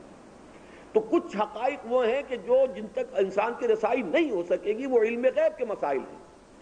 جتنا انسان فلسافیکل ایشوز پر سوچ سکتا تھا 1200 سالوں میں سوچ چکا. بلکہ یہ واقعہ میں آپ کو سنا دوں کہ کرشن نگر میں جب میں مطلب تھا اور چشتی صاحب آیا کرتے تھے، تو ایک روز انہوں نے گہرے تاثر کے ساتھ یہ الفاظ کہے کہ انسانی سوچ، فلسافیکل سوچ جو تھی، بس وہ 1200 برس کی ہے، 600 قبل مسیح سے 600 بعد مسیح. اس کے بعد کوئی فلسفہ نیا پیدا نہیں ہوا. یہ سارے ایگزسٹانشلزم اور امپیریسزم اور لاجیکل پازیٹیوزم، یہ سارے وہ کہتے ہیں، میں ثابت کر سکتا ہوں کہ یہ سارے فلسفے ہندوستان میں موجود تھے. 6 فلسفے ہیں ہندو، اور اس کے بعد گوتم بدھ کا اور مہاویر کا 8 فلسفے ہندوستان کی سرزمین میں رہے ہیں، اور دنیا کا کوئی فلسفہ ان سے باہر نہیں. صرف یہ کہ لیبلز نئے ہیں، اس کے سوا کچھ نہیں. میں نے ان سے کہا کہ اس کا تو پھر بڑا گہرا تعلق ہے ختم نبوت کے ساتھ. ان کا ذہن نہیں گیا تھا ادھر، لیکن چونکہ میری سوچ تھی ان دینی ایشوز کے اوپر، میں نے کہا اس کا بڑا گہرا تعلق ہے پھر ختم نبوت کے ساتھ، کہ انسان بحیثیت انسان جو کچھ سوچ سکتا تھا جب سوچ چکا. 610 عیسوی میں وحی شروع ہوئی ہے محمد الرسول اللہ صلی اللہ علیہ وسلم پر، اقرا بسم ربک الذی خلق خلق الانسان من علق. اور اس سے پہلے آپ کو معلوم ہے کہ خود حضور نے غار حرا میں جو وقت گزارا ہے، وہ کئی مہینے ہیں یا کتنا ہے، تفاصیل ان کی ہمارے پاس محفوظ نہیں ہے. یہ تو آتا ہے کئی دن متواتر آپ وہاں ٹھہرا کرتے تھے، قیام فرماتے تھے. حضرت خدیجہ جو ہے کچھ کھانے پینے کا سامان باندھ دیتی تھی، تو وہاں پر آپ گوشہ عزلت میں رہتے تھے. اور یہ الفاظ بھی آئے ہیں، یتحنث فی، حضرت عائشہ کی روایت ہے کہ جب آپ کی عمر 40 برس کے لگ بھگ ہوئی، حبب الیہ الخلا. ظاہر بات ہے کہ حضور نے حضرت عائشہ کو بتایا ہوگا، ورنہ حضرت عائشہ تو اس وقت پیدا بھی نہیں ہوئی ہوں گی جب کا یہ واقعات ہیں. تو آپ کو خلوت گزینی محبوب ہو گئی. فکان یخلو بغار حرا، غار حرا میں جا کر آپ خلوت گزینی اختیار فرماتے تھے. یتحنث فی، تحنث کرتے تھے. اب تحنث کیا نام ہے؟ ہنس کہتے ہیں گناہ کو، اور تحنث باب تفعیل میں یہ ازالے کے لیے گناہ کو دور کرنا، ازالہ گناہ، یا یہ کہ کسی غلط شے کو دور کرنا. لیکن یہ کہ وہ تحنث کیا تھا حضور کا صلی اللہ علیہ وسلم. تو تمام شارحین حدیث اس پر متفق ہیں. کان صفت تعبدہ فی غار حرا التفکر والاعتبار. غار حرا میں آپ کی عبادت غور و فکر، سوچ بچار پر مشتمل تھی. ظاہر بات ہے آپ کسی نبی کے امتی نہیں تھے، کوئی آپ کے پاس وہ کوئی کتاب نہیں تھی. ما کنت تدری ما الکتاب ولا الایمان ولکن جعلناہ نورا نہدی بہ من نشاء من عبادنا. غور و فکر، اور میں یہ سمجھتا ہوں کہ وہ سارے غور و فکر کا مرحلہ محمد الرسول اللہ صلی اللہ علیہ وسلم نے طے کیا ہے. جہاں تک انسان بحیثیت انسان پہنچ سکتا ہے آپ پہنچے ہیں، اور پھر وہ دروازہ کھولا ہے، اور پھر یہ کہ وحی کا دروازہ شروع ہوا ہے. تو یہ گویا کہ اس اعتبار سے اس وقت کا انتخاب، اسی وجہ سے حضرت مسیح علیہ السلام کے الفاظ آپ کو انجیل میں ملیں گے. یہ جو خاص طور پر جو آخری دن ہیں ان کے اور آخری وقت انہوں نے اپنے حواریین کے ساتھ گزارا ہے، اس میں الفاظ آتے ہیں کہ مجھے ابھی تم سے اور بھی بہت سے باتیں کرنی تھیں، لیکن ابھی تم ان کا تحمل نہیں کر سکو گے. جب وہ فارکلیت آئیں گے تو وہ تمہیں سب کچھ بتائیں گے. یہ پیراکلیٹ اور پیریکلوٹوس یہ ایک لفظ ہے کہ جس کو پھر عیسائیوں نے انجیل کے اندر بڑی گردان اس کی ہے، بہت ادھر سے ادھر جو ہے اس کو بدلنے کی کوشش کی ہے، اس لیے کہ اس کا صحیح مفہوم بنتا ہے محمد دی پریزڈ ون، لیکن اس لفظ کو انہوں نے بہت سی شکلیں تبدیل کر کے چاہا ہے کسی طریقے سے اس اصل مفہوم سے اس کو ہٹا دے۔ تو فارقلیت کی جو اصل میں انجیل کے اندر آیت ہے وہ یہی ہے کہ مجھے ابھی بہت سی باتیں کرنی تھی لیکن ابھی تم تحمل نہیں کر سکو گے، ابھی اس لیول پر انسان کا فکر اور انسان کی سوچ جو ہے اس کا ذہنی ارتقاء اس سطح پر نہیں آیا ہے، بلوغت ذہنی و فکری کے اس مرحلے تک انسان نہیں پہنچا ہے کہ اس بات کا تحمل کر سکے۔ جب وہ فارقلیت آئیں گے تو تمہیں سب کچھ بتائیں گے۔ اب اگر یہ صحیح ہے اور یقیناً صحیح ہے تو صاف سمجھ میں آتا ہے کہ 7ویں صدی عیسوی ہی موضوع و مناسب تھی اس کے لیے کہ نوع انسان را پیام آخرین یعنی قرآن حکیم الہدا بنا کر نازل کر دیا جاتا اور اس کی ابد الآباد تک حفاظت کا انتظام اور اہتمام بھی کر دیا جاتا تاکہ نوع انسانی کی فکری رہنمائی کا مستقل سامان ہو جائے۔ یہی وجہ ہے کہ قرآن حکیم ان دعوی کے ساتھ نازل ہوا، ان ھذا القرآن یہدی للتی ہی اقوم وبالحق انزلناہ وبالحق نزل، اس قرآن کو ہم نے حق ہی کے ساتھ نازل کیا اور حق ہی کے ساتھ وہ نازل ہوا۔ اس میں جو خطابت کا انداز ہے، جو زور کلام ہے، وبالحق انزلناہ وبالحق نزل، یہ قرآن ہم نے نازل کیا حق کے ساتھ اور یہ خود نازل ہوا حق کے ساتھ۔ قل لئن اجتمعت الانس والجن على ان ياتوا بمثل هذا القرآن لا ياتون بمثله ولو كان بعضهم لبعض ظهيرا، اور اس نے پوری نوع انسانی کو بار بار چیلنج کیا، وَإِن كُنتُمْ فِي رَيْبٍ مِّمَّا نَزَّلْنَا عَلَىٰ عَبْدِنَا فَأْتُوا بِسُورَةٍ مِّن مِّثْلِهِ۔ افسوس کہ تاحال قرآن حکیم کے وجوہ اعجاز میں سے اصل توجہ صرف اس کے ادبی و لغوی محاسن اور انداز و اسلوب کی مٹھاس گویا کہ فصاحت و بلاغت ہی پر صرف کی جاتی رہی ہے۔ اب اس پر پوری کتابیں لکھی گئی ہیں، وجوہ اعجاز القرآن، اعجاز کا وہ لفظ میں بیان کر چکا ہوں، عاجز کر دینے والی شے۔ قرآن کس کس اعتبار سے معجزہ ہے، اس پر پوری تصانیف ہے۔ وجوہ اعجاز القرآن، قرآن کے معجزے ہونے کے کون کون سے پہلو ہیں۔ ان میں یہ بات سمجھ لیجئے کہ جس وقت قرآن نازل ہوا ہے اس وقت یقیناً اس کے اعجاز کا سب سے نمایاں پہلو اس کی ادبیت، اس کی فصاحت، اس کی بلاغت، اس کی مٹھاس، یہ وہ شے تھی کہ جس نے گویا کہ تمام عرب کو جو ہے مبہوت کر دیا۔ جیسے کہ آپ کو معلوم ہے کہ حضرت لبید رضی اللہ تعالی عنہ کہ جو سبع معلقہ کے شاعر ہیں، آخری شاعر ہیں ان 7 شاعروں میں سے کہ جنہیں وہ ملک الشعراء کا خطاب دیا گیا اور جن کو سجدہ کیا تمام شعراء نے۔ ان کے ہاں یہ قاعدہ تھا کہ ہر سال جو ہے ان کا جو میلہ ہوتا تھا بڑا اوقاس کا، اس میں مختلف شعراء آتے تھے، اپنے قصائد پیش کرتے تھے، اور جس کا قصیدہ سمجھا جاتا تھا کہ سب سے چوٹی کا ہے اس کو باقی تمام شعراء سجدہ کرتے تھے اور اس کے قصیدے کو خانہ کعبہ پر لٹکا دیا جاتا تھا پورے سال بھر کے لیے کہ یہ ہمارا ہی از دی پوئٹ آف دی ایئر، اس سال کا سیلیبریٹڈ پوئٹ یہ ہے۔ آخری ہیں حضرت لبید، وہ ایمان لے آئے، اور حضرت عمر نے رضی اللہ تعالیٰ عنہ ان سے ایک مرتبہ کہا کہ لبید اب آپ شاعر نہیں کہتے؟ ان کا جواب تھا ابعد القرآن، کیا اب قرآن کے بعد بھی اس کا کوئی امکان ہے کہ کوئی شخص کچھ کہنے کی کوشش کرے؟ میں کوئی کہنے کی اور کوئی سخن سازی کی کوشش کروں قرآن کے بعد؟ یہ تھا معاملہ کہ جس نے واقعتاً عربوں کو جو ہے وہ ششدر کر دیا کہ یہ انسانی کلام نہیں۔ لیکن اس کا مطلب یہ نہیں ہے کہ قرآن مجید کے وجوہ اعجاز صرف اس کی ادبیت میں اور فصاحت اور بلاغت اور عذوبت کے اندر منحصر ہے۔ اس میں تو اصل پہلو آئے گا، اس کا فلسفہ ہے، اس کی حکمت ہے، اس کا انسانی زندگی کے مشکل ترین اور پیچیدہ ترین مسائل کا جو حل اس نے دیا ہے۔ آج کے دور میں اس کا جو اصل مسئلہ ہوگا وہ یہ ہوگا کہ جیسے جیسے انسانی تمدن کی پیچیدگیاں جو ہیں وہ پیچ در پیچ ہوتی چلی جا رہی ہیں، ان پیچیدگیوں کا حل ہے یا نہیں ہے؟ اور وہ چیز ہے در حقیقت کہ جس کو آج کے دور میں ضرورت ہوگی، ورنہ واقعہ یہ ہے کہ عربی زبان کے معجزہ ہونے کے اعتبار سے کسی بھی غیر عرب انسان کے لیے تو ممکن بھی نہیں ہے کہ اس کی فصاحت و بلاغت کا صحیح اندازہ کر سکے۔ یہ تو انہی کے لیے، اور خاص طور پر وہ بھی اس دور کے لوگ کہ جس دور میں قرآن نازل ہوا ہے۔ آج کے تو بہت کم لوگ ہوں گے عربوں میں بھی کہ جو قرآن مجید کی فصاحت اور بلاغت سے، اس لیے کہ ان کی زبانیں اپنے اپنے ملکوں کے اندر بہت بدل چکی ہیں۔ وہ قرآن مجید کی عربی جو ہے وہ ان کے ہاں صرف وہ تصنیف و تالیف میں استعمال ہوتی ہے، ورنہ عام انسان جو ہے وہ جس عربی میں بات کرتے ہیں وہ ایک ملک کے عرب دوسرے ملک کے عربوں کی بات نہیں سمجھتے۔ زبانیں بہت بدل چکی ہیں، سلینگز کی شکل اختیار کر چکی ہیں، لیکن یہ کہ بہرحال غیر عرب انسان کے لیے بڑا مشکل ہے کہ اس کی فصاحت و بلاغت کا صحیح اندازہ کر سکے، تو اس پر بحث کی ہے اس میں۔ افسوس کہ تاحال قرآن حکیم کے وجوہ اعجاز میں سے اصل توجہ صرف اس کے ادبی اور لغوی محاسن اور انداز و اسلوب کی مٹھاس گویا فصاحت و بلاغت ہی پر صرف کی جاتی رہی ہے، اور ساری بحث الفاظ کی موزونیت، تراکیب کی چستی اور اصوات کے آہنگ ہی کے گرد گھومتی ہے، اور اس کے فکر کی جانب کوئی توجہ ہوئی بھی ہے تو نہایت گونڈے انداز میں، بئیں طور کہ کبھی ارسطو کی منطق کو اس پر حاکم بنا کر لا بٹھایا گیا، اور کبھی جدید سائنسی نظریات کی بیڑیاں اس کے قدموں میں ڈال دی گئیں۔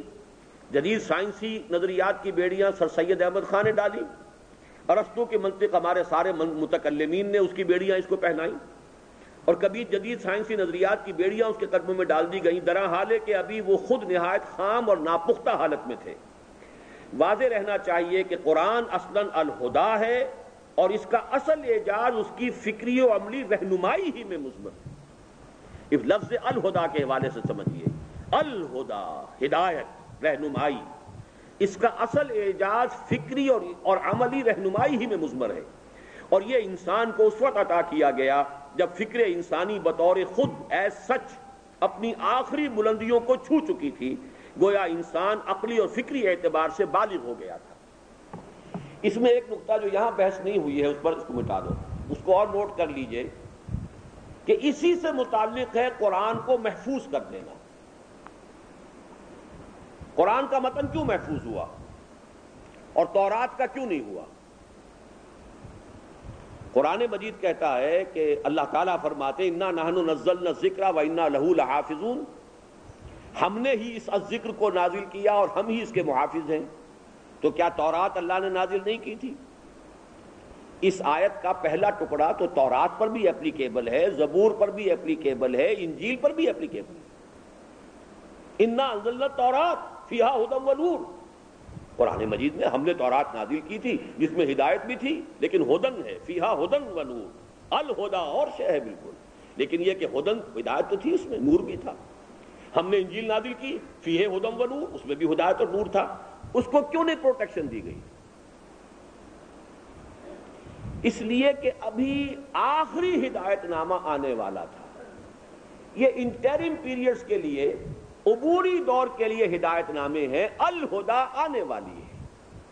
جب وہ الہدا آئی ہے تو اس کو پروٹیکشن دی گئی۔ ختم نبوت کے یہ ذرا چند مظاہر اس میں نوٹ کر لیجیے، بلکہ تکمیل نبوت و رسالت۔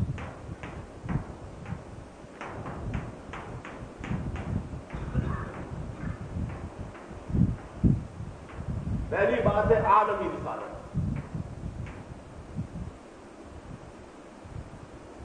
حضور صلی اللہ علیہ وسلم اللہ کے پہلے اور آخری رسول ہیں جو تمام انسانوں کے لیے بھیجے گئے۔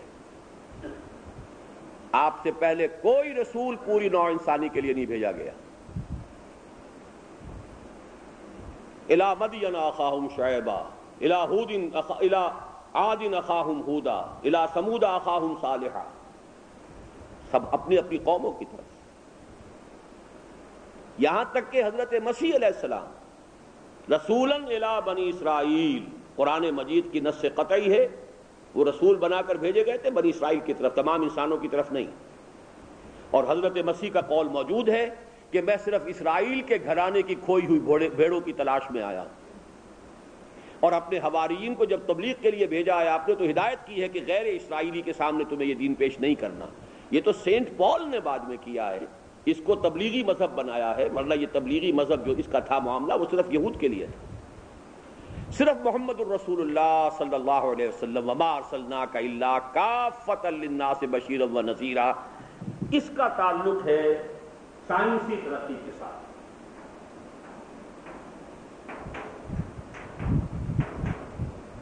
یعنی جیسے ہی انسان کا یہ سائنٹیفک نالج بڑھا ہے، فاصلے کم ہوتے گئے۔ اس سے پہلے فزیکلی امپاسبل تھا کہ کسی ایک انسان کی دعوت تمام انسانوں تک پہنچ جائے، ایبسلیوٹلی امپاسبل۔ یہ دور تھا کہ جب کہ اب انسان وہاں کھڑا ہوا تھا ایٹ دی تھریش ہولڈ، وہ سمجھیے ڈیوڑی پر آ چکا تھا اس دور کے، کہ جب کہ یہ دنیا سکڑ کر چھوٹی سی ہو جانے والی تھی۔ اس کا تعلق اس سے سائنسی ترقی سے. پہیے ایجاد ہوئے اور پہیوں کے بعد جو بھی انسان کے اندر جو ہے نقل و حرکت، اس کے تمام معاملات جو ہے وہ بڑھتے چلے گئے. اس کا تعلق عالمی رسالت کا اس سے ہے کہ اب انسانوں کو ایک نبوت پر جمع کرنا فزیکلی پاسبل ہوا ہے، جبکہ اس سے پہلے یہ امپاسبل تھا. دوسرا، الہدا کی تکمیل، اور اس کے لیے لفظ آتا ہے اتمام نور، واللہ متم نورہ، اور اس کی حفاظت کرنا. تورات کی حفاظت کا ذمہ نہیں لیا، انجیل کی حفاظت کا ذمہ نہیں لیا، قرآن کی حفاظت کا ذمہ لیا، اس لیے کہ اب الہدا کامل ہو گئی اور کھڑکی اب وحی کی بند ہو جانی ہے ہمیشہ کے لیے. اب اگر اس کی حفاظت نہ کی گئی تو پھر لوگوں کے لیے ہدایت کا کوئی ذریعہ باقی نہیں رہے گا. اسی پر میں نے تقریر کی تھی ایک مرتبہ ختم نبوت کے موضوع پر، جس کا کہ پھر جواب دینا پڑا تھا مرزا طاہر احمد کو. پورے ایک کیسٹ کے اندر اس نے کوشش کی کہ ایک ایک بات کا جواب دے. میں نے کہا تھا کہ یہ سب سے بڑی دلیل یہ ہے، کسی قادیانی سے آپ یہ پوچھئے کیا قرآن مجید میں ہدایت کامل ہو گئی یا نہیں، کیا وہ کہہ سکتے ہیں کہ نہیں ہوئی؟ کیا قرآن مجید محفوظ ہے یا نہیں؟ اگر قرآن میں ہدایت مکمل ہو گئی اور ہدایت محفوظ ہے تو اب مجھے عقلی کوئی اور منطقی دلیل بتائی جائے کہ پھر وحی کی کھڑکی کیوں کھلی رہے. اللہ تعالیٰ تو بلا ضرورت کوئی کام نہیں کرتا، کار عبث اللہ کی شان سے بعید ہے. جب تک ابھی وہ ہدایت ارتقائی مراحل طے کر رہی تھی کھڑکی کھلی ہوئی تھی. انٹرم پیریڈ کے ہدایت ناموں کو حفاظت بھی نہیں دی. اب آگے آنے والا ہے مہیمن علیہ، کتاب کی مہیمن، نگران، یہ لاسٹ ایڈیشن، کمپلیٹ ایڈیشن آنے والا ہے، اس کی حفاظت کریں گے. تو حفاظت قرآن اور قرآن میں ہدایت کی تکمیل، یہ ختم نبوت کی سب سے بڑی دلیل ہے. کوئی شخص کہے کہ قرآن مجید میں ہدایت مکمل نہیں ہوئی، یا یہ کہے کہ وہ ہدایت مکمل تو ہو گئی تھی، گم ہو گئی، تب تو منطقی طور پر وحی کی کھڑکی کھلی رکھنے کا امکان ہے. اگر ہدایت خداوندی قرآن میں مکمل ہو گئی اور اگر قرآن محفوظ ہے تو کوئی منطقی جواز نہیں ہے کہ وحی کی کھڑکی کھلی رکھی جائے. اور یہ آپ کے علم میں ہوگا کہ نبوت کا دعویٰ تو بہت دیر میں کیا غلام احمد قادیانی نے. پہلے اجرائے وحی ہی کی بحث شروع کی تھی کہ وحی کا سلسلہ جاری ہے، وحی کیسے ختم ہو سکتی ہے، وحی تو نعمت ہے، وحی تو رحمت ہے، اللہ کی ہدایت کا سلسلہ ہے، کیسے بند ہو سکتی ہے. اجرائے وحی جو ہے در حقیقت یہاں سے آگے بڑھ کر پھر اس نے نبوت کا بھی دعویٰ کیا، وہ بالکل آخری زمانے میں کیا ہے. لیکن اس سے ہٹ کر یہ دلیل سب سے بڑی قطعی دلیل یہ ہے کہ اس کا جواب دیجئے کہ قرآن مجید میں ہدایت کامل ہوئی یا نہیں. اگر کامل ہو گئی تو آیا قرآن محفوظ ہے یا نہیں. اگر دونوں کا جواب یہ ہے کہ یہ کامل بھی ہے اور محفوظ بھی ہے تو کوئی منطقی دلیل، کوئی جواز نہیں ہے وحی کی کھڑکی کے کھلے رکھنے کی. تیسری چیز ہے نظام زندگی، نظام حق، نظام عدل اجتماعی. یہ ہے تکمیل دین.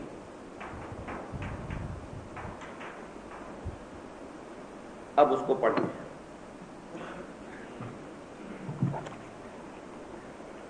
آخری بعثت کے لیے وقت کے انتخاب میں دوسرا پہلو جو سامنے آتا ہے وہ یہ ہے کہ 7ویں صدی عیسوی تک انسان کا اجتماعی شعور بھی پختہ ہو چکا تھا اور انسان کی حیات اجتماعیہ بھی ارتقاء کے جملہ مراحل طے کر کے گویا کہ اپنے عروج کو پہنچ چکی تھی. چنانچہ انسان اولاً قبائلی زندگی اور اس کے بعد شہری ریاستوں، سٹی سٹیٹس کے قیام کے مراحل طے کر چکا تھا اور عظیم سلطنتوں کے دور کا آغاز ہو چکا تھا. گویا حیات انسانی پر نظام اجتماعی کی گرفت پوری شدت کو پہنچ گئی تھی اور انسان کو تمدن و اجتماعیت کے نازک اور پیش در پیش مسائل سے سابقہ پیش آ چکا تھا. یہاں تھوڑی سی وضاحت ضروری ہے. دیکھیے جب کبھی ہم غاروں میں رہتے تھے، ہمارے آباء و اجداد تھے، ہم ہی تھے، تو ہر شخص اپنے غار کا مالک ہے. عام دی منار کا فاولائی سروے، کوئی اجتماعی نظام نہیں، کوئی قانون نہیں، کہیں کوئی سڑکیں بنانی بھی نہیں ہے، کہیں کوئی لیمپ روشن بھی نہیں کرنا ہے کہ کوئی میونسپلٹی کی ضرورت ہو، تو ہر شخص اپنی مرضی کا مالک۔ جیسے جیسے اجتماعیت شروع ہوئی، انسان کی آزادی پر قدغنیں لگنی شروع ہو گئی، فریڈم جو ہے اب وہ شکنجے میں آئی۔ سب سے پہلی جو شکل ہے وہ قبائلی نظام ہے۔ اب آپ فلاں قبیلے میں پیدا ہو گئے ہیں، لہذا یہ اس کی رسمیں ہیں، آپ کو پوری کرنی ہوں گی، چاہے آپ کو پسند ہے چاہے نہیں پسند ہے۔ اس قبیلے کا یہ قانون ہے، آپ کو ماننا پڑے گا۔ اس قبیلے کا یہ شیخ ہے، اس کا اطاعت کرنی پڑے گی۔ اب انڈیویجول فریڈم جو ہے اب اس کے اوپر شکنجے آ رہے ہیں، اور یہ یہاں تک ہے کہ میں آپ کو مثال دے دوں کہ اوس اور خزرج کے دو قبیلے جو مدینے میں آباد تھے، ان میں آپس میں یہ بات طے تھی کہ ایک اوسی کی جان کی قیمت خزرجی کی جان سے 1/3 ہے۔ یعنی اوسی اگر کوئی شخص خزرجی کو قتل کر دے گا تو فرض کیجئے کہ 300 اونٹ دینے پڑیں گے، اور خزرجی اگر کسی اوسی کو قتل کر دے گا تو 100 اونٹ پر گزارا ہو جائے گا۔ اب آپ سوچئے کہ اوس کا نوجوان، اس کا خون کھولتا ہوگا کہ میری جان اس خزرجی کے جان کے مقابلے میں 1/3 ہے، ماننا پڑے گا۔ قبیلے نے معاہدہ کر لیا دوسرے قبیلے کے ساتھ، طے ہو گیا۔ تو جیسے جیسے اجتماعیت آئی ہے، انسان کی انفرادیت جو ہے وہ شکنجے کے اندر آتی چلی گئی۔ یہ رسم ہے، یہ ریت ہے، یہ تمہارا رواج ہے، یہ ہمیشہ سے چیزیں چلی آ رہی ہیں، پہلے کرنی ہوگی۔ اور یہ بھی نوٹ کر لیجئے کہ مکہ مکرمہ جو ہے وہ زیادہ پریمیٹو سٹیج پر تھا اس سوشل ایولیوشن کے اعتبار سے، اس لیے کہ وہاں صرف ایک قبیلہ آباد تھا، صرف قریش۔ مکے میں کوئی غیر قرشی آباد نہیں ہو سکتا تھا، کوئی آتا تھا تو کسی قرشی کی امان لے کر، کسی قرشی کا امان لے کر وہاں رہے گا، اور اس امان جس نے دی ہے قرشی کو، اسے پورا اختیار اس کے اوپر حاصل ہوگا۔ چنانچہ حضرت یاسر رضی اللہ تعالی عنہ، جن کو شہید کیا ابو جہل نے، وہ اصل میں مکے کے رہنے والے نہیں تھے، قرشی نہیں تھے، یمن سے آئے تھے۔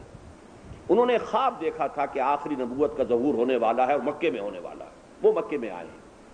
یہاں آ کر ابو جہل کا چچا تھا نہایت شریف النفس انسان، اس کی امان لے کر مکے میں رہے۔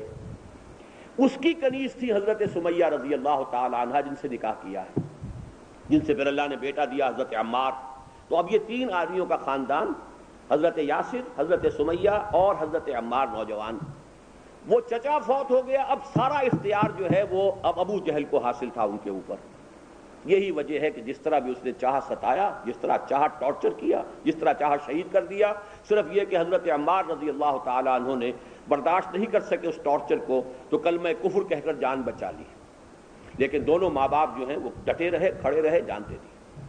تو یہ اصل میں حلیف تھے، نہ یہ غلام تھے اور نہ ہی یہ قرشی تھے، لیکن مکے میں صرف قریش رہ سکتے تھے جن کی کہ کوئی قانونی حیثیت تھی، ان کا دستوری حقوق تھا، یا پھر قریش کے غلام ہیں وہ بھی پوری ملکیت ہے، یا قریش کے جو حلیف ہو کر کوئی اگر وہاں آباد ہے اس کا بھی پورا اختیار جو ہے اس شخص کو ہے جس نے امان دی۔ لیکن مدینہ منورہ جو ہے it was at a higher level social evolution کے، یہاں 5 قبیلے رہ رہے تھے۔ 2 سنز آف دی سوائل جو عرب قبیلے تھے، اوس اور خزرج، اگرچہ وہ بھی مدینے کے نہیں تھے، یہ بھی یمن سے آ کے آباد ہوئے ہیں۔ جب یمن میں وہ جو سیل ارم آیا ہے اور جس کے بعد تباہی آئی ہے، اس کے بعد یہ اوس اور خزرج آ کر آباد ہوئے مدینے میں۔ 3 قبیلے یہود کے آباد تھے۔ اب ان کی آپس میں حلیفی بھی تھی، اور آپس میں چونکہ جنگ رہی تھی اوس اور خزرج کے درمیان بہت زیادہ، اور وہ چیز جو ہے وہ کافی ایک سبب بنی ہے حضور صلی اللہ علیہ وسلم کے وہاں پر آنے کا، کہ وہ لوگ محسوس کر رہے تھے کہ ہمارے مابین کوئی ایسی شخصیت ہونی چاہیے کہ جو ہمارے معاملات کو طے کرانے والی ہو۔ تو یہ اللہ تعالیٰ کی طرف سے خاص اہتمام تھا جو ہو گیا تھا۔ بہرحال سٹی سٹیٹس پھر قائم ہوئیں جہاں 1 سے زائد قبیلے مل کر رہ رہے ہیں، اور وہ قبیلوں کا اپنا نظام انٹیکٹ ہوگا پورا، لیکن قبیلے ایک دوسرے کے ساتھ جو معاملہ کریں گے تو یہاں سے یوں سمجھیے کہ کانسٹیٹیوشن کا آغاز ہوا۔ اس لیے کہ 2 قبیلے، 3 قبیلے، 4 قبیلے ایک شہر میں رہتے ہیں، تو انٹر ٹرائبل جو ان کی ریلیشن شپ ہے وہاں سے وہ دستور بنا۔ اب اس سے آگے بڑھ کر سوشل ایولیوشن کا معاملہ وہی ہے کہ جو روم اور ایران کی عظیم مملکتیں قائم تھی۔ اب جہاں مملکت قائم ہو گئی، آپ سوچئے کہ انسانی آزادی کتنی جکڑی گئی۔ کام کرے کاشتکار، خون پسینہ اس کا، فصل کے وقت آ جائے گا جاگیردار کا آدمی، لائنس شیئر وہ لے جائے گا، کچھ حصہ خود رکھے گا، کچھ بادشاہ کو دے گا۔ بادشاہ سٹینڈنگ آرمیز اس نے مہیا کی ہوئی ہیں، لاکھوں کی تعداد میں فوج، ذرا کہیں کوئی سر اٹھائے گا اور اس کا جو ہے بھرکس نکال دیا جائے گا۔ اب انسان جو ہے اس طریقے سے شکنجوں کے اندر کسا ہوا ہے۔ اب اسی طریقے سے صنعت و حرفت ہے، بیچارہ کوئی بیٹھا ہوا کپڑا بن رہا ہے، لیکن یہ کہ اس کا جتنا چاہے اس کے اوپر ٹیکس لگائیں، جاگیردار جتنا چاہے اس سے لے گا، وہ سب کے سب جو ہیں سرفس ہیں، وہ ان کے غلام ہیں، گویا کہ ان کی کوئی حیثیت نہیں ہے۔ یہ دور ہے جب کہ دنیا میں یہ دو عظیم مملکتیں جزیرہ نما عرب کے سر پر تھیں۔ جزیرہ نما عرب جو ہے نیچے آ کر اوپر آپ دیکھیے کہ ایک شام عرب ہے اور ایک عراق عرب ہے۔ عراق عرب پر ایرانیوں کا قبضہ، شام عرب پر رومیوں کا قبضہ۔ تو یہ دو جو اس وقت کی سپر پاورز تھیں، سلطنت کسریٰ، سلطنت روما، وہ آ کر گویا کہ عرب کے سر کے اوپر بیٹھی ہوئی تھی۔ اس وقت اللہ تعالیٰ نے محمد الرسول اللہ صلی اللہ علیہ وسلم کو مبعوث کیا۔ یہی وجہ ہے کہ حضرت سعد بن ابی وقاص رضی اللہ تعالی عنہ سے جب پوچھا گیا تھا، رستم جو سپہ سالار ایران تھا، اس نے کہا یہ آپ لوگ کیوں ہم پر حملہ آور ہو گئے؟ یہ نوٹ کر لیجئے کہ روم سے تو پھر بھی جنگ کرنے کا جواز پیدا ہو گیا تھا، اس لیے کہ سلطنت روما کا باج گزار تھا شاہ غسان، جس نے کہ حضور کے ایلچی کو شہید کیا، اور چونکہ سفیر کا یا ایلچی کا قتل جو ہے وہ تو گویا کہ ایک طرح کا اعلان جنگ ہے، تو حضور نے پھر فوج بھیجی، جنگ موتا ہوئی، 3000 کے لشکر کا مقابلہ 1 لاکھ سے ہو گیا۔ حضرت زید ابن حارثہ شہید ہوئے، حضرت جعفر طیار شہید ہوئے، حضرت عبداللہ ابن رواحہ شہید ہوئے، پھر حضرت خالد بڑی مشکل سے، بڑی ہوشیاری سے اس کو نفری کو بچا کر لے آئے، تو یہی بہت بڑی بات تھی۔ پھر حضور نے جو ہے فوج کشی کی ہے، 30,000 بلکہ بعض روایات میں 40,000 کی تعداد میں پھر آپ نکلے ہیں۔ 30,000 تو اصل میں کمبیٹنٹس تھے، اور اس کے علاوہ جو دیکھ بھال کرنے والے اونٹوں کے اور یہ وہ جو سپورٹنگ تھے وہ 10,000 مزید تھے۔ بہت بڑا لشکر لے کر آپ گئے ہیں، لیکن یہ کہ اس وقت ہرقل جو ہے اس کو محسوس ہو گیا تھا اور وہ مقابلے پہ نہیں آیا۔ تو سلطنت روما کے ساتھ تو پھر بھی کوئی سبب ہو گیا ٹکراؤ کا، سلطنت ایران کے ساتھ کیا تھا؟ ایران کے بادشاہ نے حضور کے ایلچی کو شہید نہیں کیا، اسی لیے پوچھا اس نے رستم نے کہ آپ ہم پر کیوں حملہ آور ہو گئے؟ پہلے بھی آپ لوگ آیا کرتے تھے، چونکہ ہوتا ہے دنیا میں ہمیشہ یہ ٹرائبل ریڈز ہوتی ہیں، صحراؤں میں اور سطح مرتفع کے علاقے جو ہیں وہ سیٹلڈ علاقے جہاں پر کہ خوب کاشت ہو رہی ہو، وہاں پر پیداوار ہوتی ہے، تو یہ لوگ وقتاً فوقتاً آتے تھے، لوٹ مار کرتے تھے، کوئی لے کے چلے جاتے تھے اپنا، بات یوں سمجھیے کہ کوئی اپنا حصہ۔ اس دفعہ جان نہیں چھوڑ رہے، پیچھے تم پڑ گئے ہو، جا کیوں نہیں رہے؟ تو حضرت سعد بن ابی وقاص کا یہ قول ہے، اور یہ یاد کر لیجئے، انا قد ارسلنا، اس مرتبہ ہم خود نہیں آئے ہیں، بھیجے گئے ہیں، we are on a mission. اللہ نے بھیجا محمد کو، محمد نے بھیجا ہمیں صلی اللہ علیہ وسلم، لنخرج الناس من ظلمات الجہالت الى نور الایمان ومن جور الملوک الى عدل الاسلام۔ ہمیں تو اس لیے بھیجا گیا ہے کہ لوگوں کو جہالت اور جاہلیت کی تاریکیوں سے نکال کر نور ایمان میں لائیں، اور بادشاہوں کے ظلم و ستم کے شکنجے سے نجات دلا کر عدل اسلام سے انہیں روشناس کریں۔ یہ گویا کہ نوع انسانی کی ایمینسیپیشن، بادشاہوں کے شکنجے سے نجات دلانا، یہ ہے کہ در حقیقت جو کہ پیش نظر تھا، جس کے تحت کہ یہ اللہ نے یہ دین کی تکمیل کی ہے، اور یہ ہے اس کی جو سوشل ایولیوشن کے ہائیسٹ لیول ہے۔ پھر پڑھ لیجئے اس کو، آخری بعثت کے لیے وقت کے انتخاب میں دوسرا پہلو جو سامنے آتا ہے وہ یہ ہے کہ 7ویں صدی عیسوی تک انسان کا اجتماعی شعور بھی پختہ ہو چکا تھا، اور انسان کی حیثیت اجتماعیہ بھی ارتقاء کے جملہ مراحل طے کر کے گویا اپنے عروج کو پہنچ چکی تھی۔ چنانچہ انسان اولاً قبائلی زندگی اور اس کے بعد شہری ریاستوں، سٹی سٹیٹس کے قیام کے مراحل طے کر چکا تھا، اور عظیم سلطنتوں کے دور کا آغاز ہو چکا تھا۔ گویا حیات انسانی پر نظام اجتماعی کی گرفت پوری شدت کو پہنچ چکی تھی، اور انسان کو تمدن و اجتماعیت کے نازک اور پیش در پیش مسائل سے سابقہ پیش آ چکا تھا۔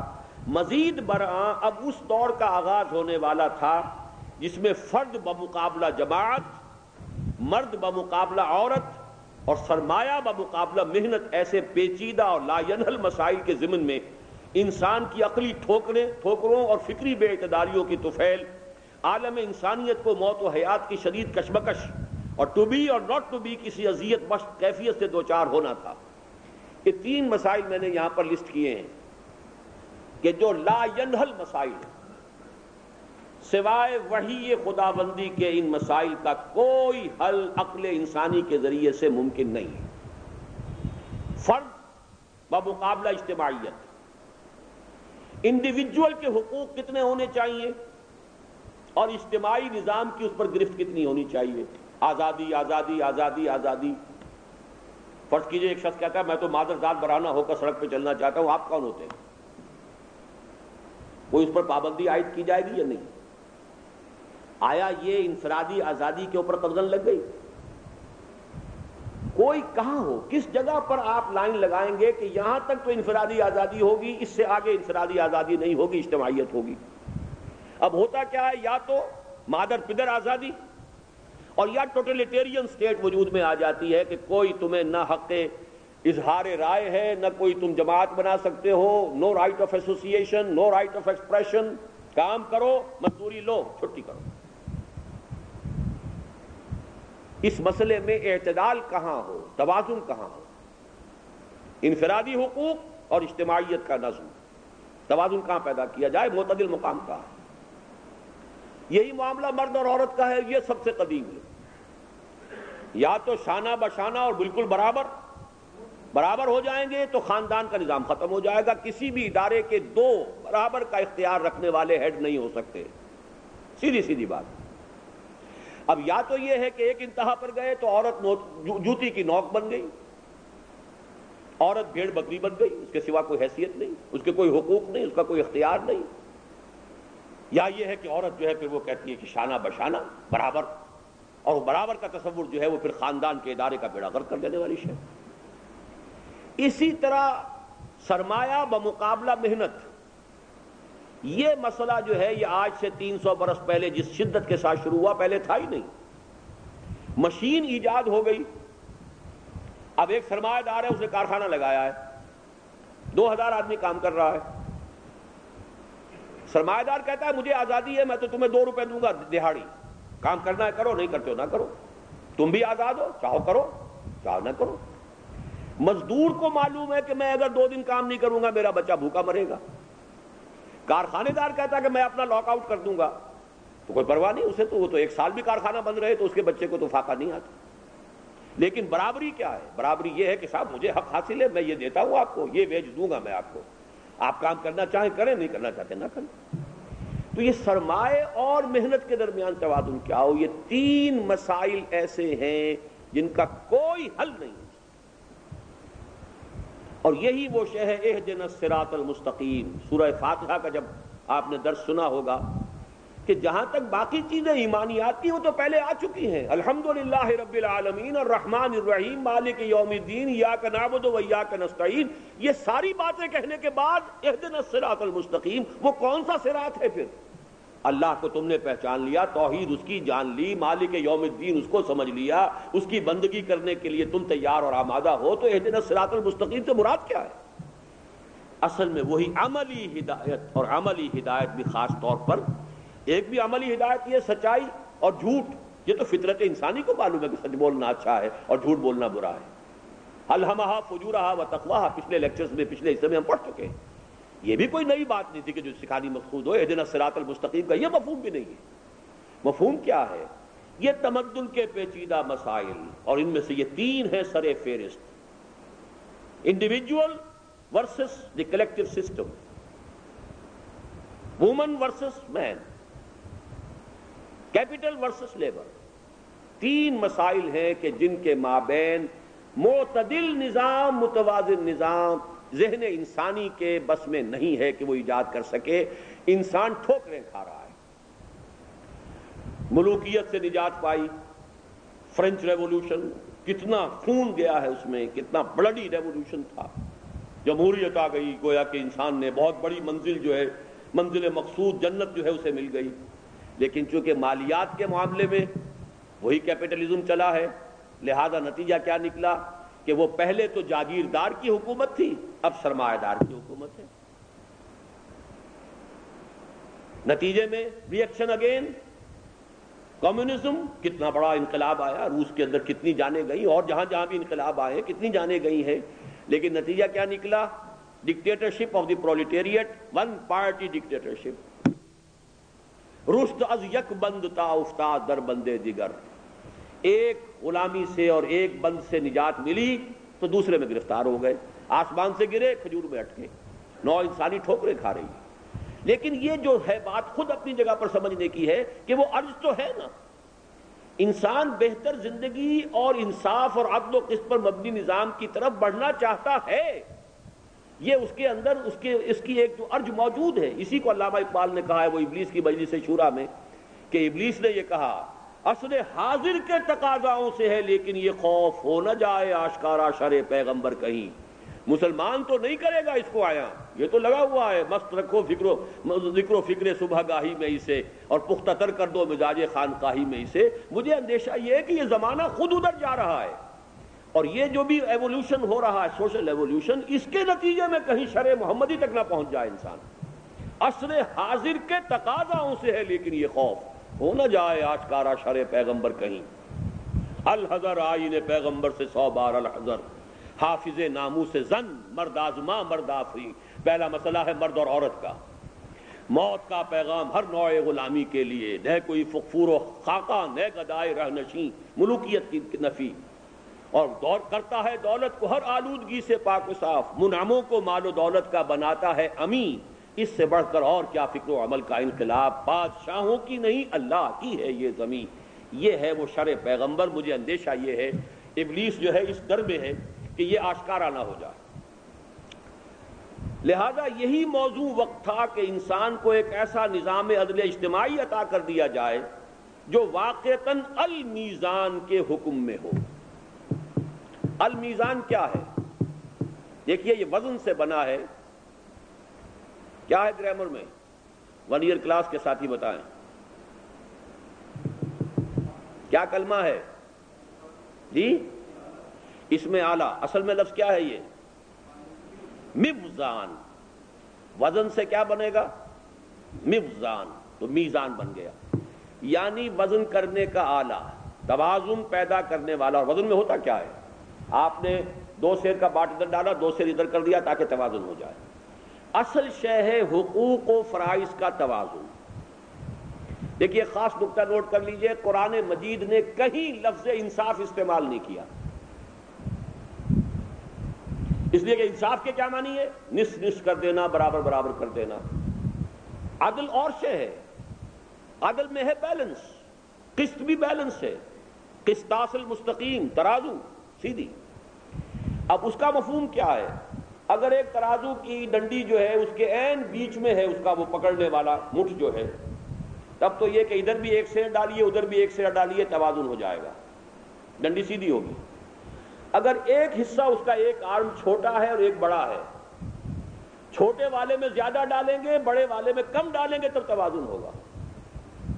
تو حقوق و فرائض کا توازن، اگر کسی کے فرض زیادہ ہے تو حقوق بھی زیادہ ہوں گے، اگر کسی کا فرائض کم ہے تو حقوق بھی کم ہوں گے۔ یہ ہے اصل شے جس کو قسط اور عدل سے تعبیر کیا گیا ہے۔ انصاف کا لفظ کہیں نہیں آیا۔ برابر برابر کر دینا جو ہے وہ کام جو ہے وہ اصل میں انصاف نہیں ہے۔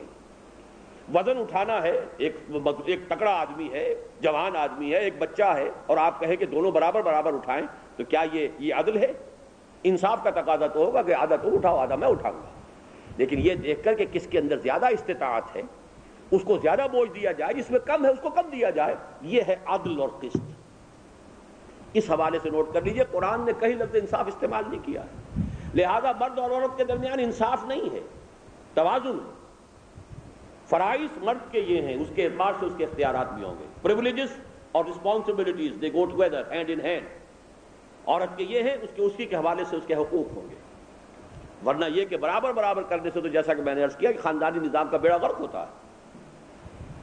لہذا یہی موضوع وقت تھا کہ انسان کو ایک ایسا نظام عدل اجتماعی عطا کر دیا جائے جو واقعتاً المیزان کے حکم میں ہو اور تمدن و اجتماعیت کے جملہ نازک اور پیچیدہ مسائل میں مختلف پہلوؤں سے راہ وسط کا تعین کر دے، اور معاشرت، معیشت اور سیاست تینوں کے ضمن میں صراط مستقیم اور سواء السبیل کو پوری طرح واضح کر دے، تاکہ نہ معاشرتی بے راہ روی، سوشل پرورشن کا کوئی امکان باقی رہے، نہ معاشی استحصال، اکنامک ایکسپلائٹیشن کا اور نہ سیاسی جبر پولیٹیکل ریپریشن کا، اور ارسال رسل اور انزال کتب و میزان کا جو مقصد ہمیشہ سے پیش نظر تھا، یعنی لیقوم الناس بالقسط، وہ نبی آخر الزمان صلی اللہ علیہ وسلم پر تکمیل دین حق کے ذریعے ابد الآباد تک کے لیے پورا ہو جائے بفہوائے الفاظ قرآنی الیوم اکملت لکم دینکم واتممت علیکم نعمتی